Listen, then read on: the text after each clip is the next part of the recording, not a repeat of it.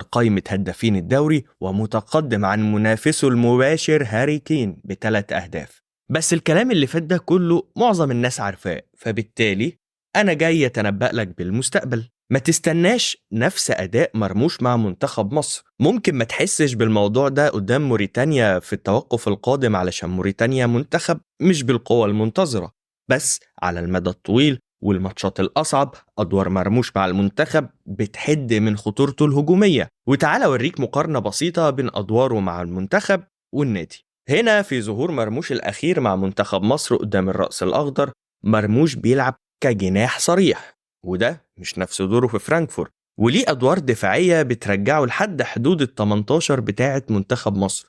يعني الراجل ببساطة بيلعب بطول الملعب كله، وبالتالي ده بيأثر على مجهوده البدني. تعال بقى نشوف في فرانكفورت بيحصل إيه، وهوريك من آخر مباراة لعبها مع بايرن ميونخ اللي سجل فيها هدفين وصنع هدف.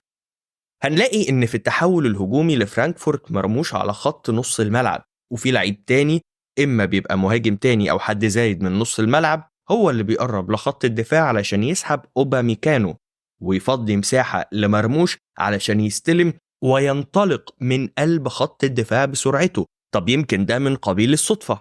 تعال نشوف الهدف اللي صنعه. هنلاقي إن فرانكفورت كله تحت الكرة ما عدا 2 لعيبة برسم تكتيكي أقرب ل4-4-2، والاتنين طبعا اللي قدام فيهم عمر مرموش علشان يستغل سرعته ويوفر مجهوده البدني اللي يخليه يقدر يدخل صراع قوي بدنيا زي ده مع أوباميكانو الأقوى جسديا، ويكسب مرموش الصراع ويصنع الهدف بتمريرة ولا أروع، ويحتفل بجنون لأنه عارف إنه هو بذل مجهود كبير علشان يصنع الهدف ده. طب ما يمكن برضو ده كمان صدفة.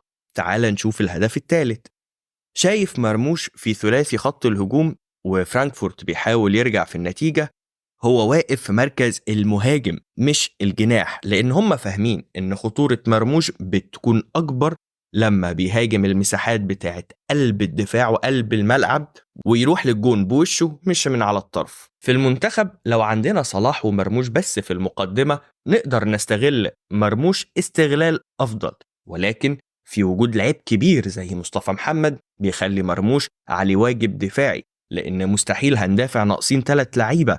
حتى مصطفى محمد نفسه ساعات بيرجع يدافع قدام لعيبة ارتكاز الخصوم. فبلاش نظلم مرموش زي ما بيحصل ساعات كتير مع محمد صلاح، لأن ببساطة أسلوب لعب الفرق مختلف عن المنتخب، وكل مدرب وليه طريقته. وفي الآخر أكيد مفيش لعيب عايز يبقى شكله مش كويس في الملعب أو يبان إن هو كسلان فالناس تطلع تهاجمه، ولكن هي بتبقى أدوار مديها المدرب للعيب، لأن المدرب لو شايف اللعيب متكاسل أو ما بيأديش دوره أكيد مش هيديله فرصة إن هو يلعب.